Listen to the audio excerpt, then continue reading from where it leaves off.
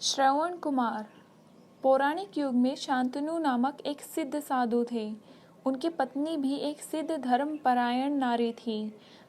कहानी उस समय की है जब शांतनु और उसकी पत्नी बहुत ही वृद्ध हो चुके थे और उनकी आंखों की रोशनी भी चली गई थी। इन दोनों का एक पुत्र था जिनका नाम था श्रवण कुमार। श्रवण कुमार बहुत ही सरल स्वभाव का व्यक्ति था। माता पिता के लिए उसके मन में बहुत प्रेम एवं श्रद्धा थी। वो दिन रात अपने माता पिता की सेवा करता था। अपने माता पिता को बच्चों की तरह लालन पालन करता था। उसके माता पिता भी स्वयं को गौरवशाली महसूस करते थे और अपने पुत्र को दिन रात हजारों दुआएं देते थे।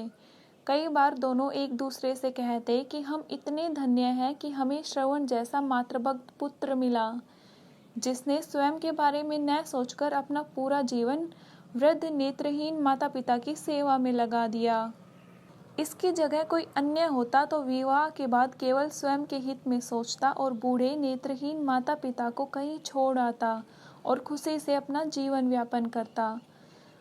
जब ये बात श्रवण ने सुनी तो उसने अपने माता पिता से कहा कि मैं कुछ भी भिन्न नहीं कर रहा हूँ, यह मेरा कर्तव्य है और जब मैं छोटा था तब आपने मुझे इससे भी ज़्यादा अच्छा जीवन दिया और अब मुझे यह सौभाग्य प्राप्त हुआ है कि मैं आपकी सेवा करूं। आप दोनों जो भी इच्छा रखते हैं मुझसे कहें, मैं उन्हें अवश्य पूरी करूंगा। जब शांतनु और उसकी पत्नी कहते हैं, पुत्र श्रवण, हम दोनों की आयु बहुत अधिक हो चुकी है, अब जीवन का कोई भरोसा नहीं है, किसी भी समय हमारी आंखें बंद हो सकती हैं। ऐसे में हमारी एकमात्र इच्छा है, हम तीर्थ यात्रा करना चाहते हैं, क्या तुम हमारी इस इच्छा को पूरा कर सकते हो? श्रवण कुमार अपने माता पिता के चरणों को पकड़कर अत्यंत प्रसन्नता के साथ कहता है, हाँ पिताश्री, यह तो मेरे लिए परम सौभाग्य की बात होगी कि मैं आप दोनों की इच्छा पूरी करूं। श्रवण अपने माता पिता को तीर्थ यात्रा कराने हेतु एक कड़ाव तैयार करता है, जिसमें एक तरफ शांतनु एवं दूसरी तरफ उसकी पत्नी बैठती है और कड़ाव के डंडे को अपने कंधे पर लादकर यात्रा शुरू करता है। उसके हृदय में माता पिता के प्रति इतना स्नेह है कि उस कड़ाव का लेश मात्र भी बाहर नहीं लगता। अपने पुत्र के इस कार्य से माता पिता का मन प्रसन्नता से भर उठता है और वो पूरे रास्ते अपने पुत्र श्रवण को दुआएं देते चलते हैं। तीर्थ करते समय जब वे तीनों अयोध्या नगरी पहुंचते हैं तब माता पिता श्रवण से कहते हैं कि उन्हें प्यास लगी है। श्रवण कड़ाव को जंगल में रखकर अपने हाथ में पत्तों का पात्र बनाकर सरयू नदी से जल लेने जाता है। उसी समय उस वन में अयोध्या के राजा दशरथ आखेट पर निकलते हैं और उस घने वन में वह हिरण का शिकार बनाने के लिए उसके पीछा कर रहे थे।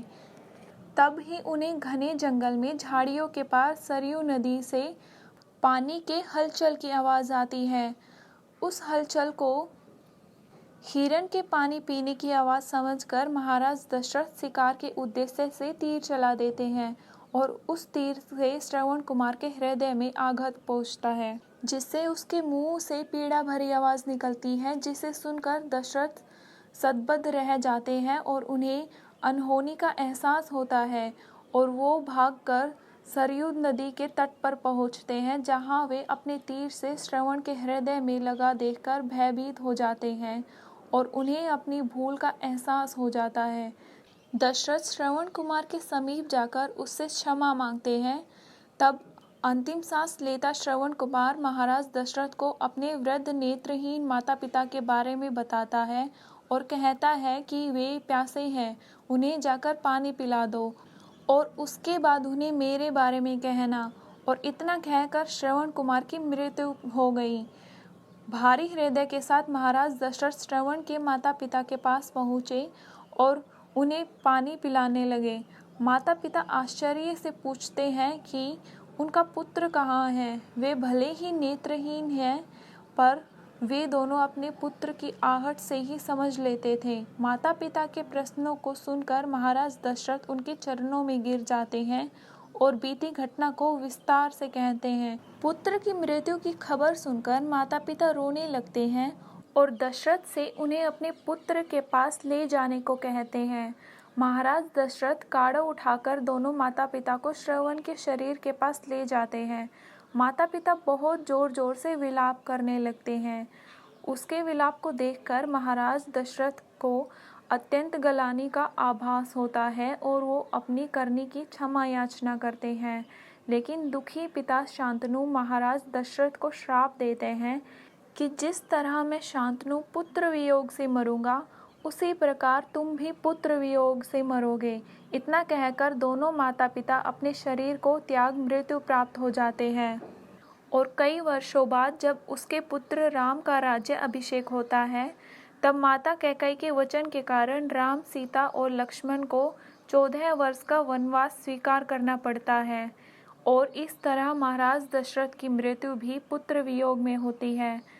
अपने अंतिम दिनों में उन्हें शांतनु के कहे शब्द याद आते हैं और वे राम के वियोग से अपना शरीर त्याग देते हैं।